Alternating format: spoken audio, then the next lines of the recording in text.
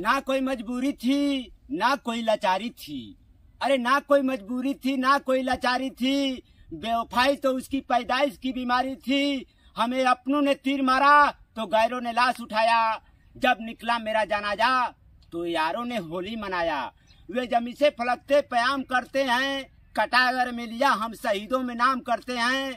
अरे लोग गैरों की बातें करते हैं, हम खुद को आजमाए हैं। लोग कांटों से बच कर चलते हैं, हम फूलों से चोट खाए हैं, हम फूलों से चोट खाए हैं। कभी कगना कटार बन जाला, अरे कभी कगना कटार बन जाला, कभी पतझड़ भी बहार बन जाला, कभी सपना भी साकार बन जाला। ए गोरी जब तो हर याद आवेले ना, तो हई छोटकी रतियों भी पहाड़ बन जाला, हई छोटकी रतियों भी पहाड़ बन जाला।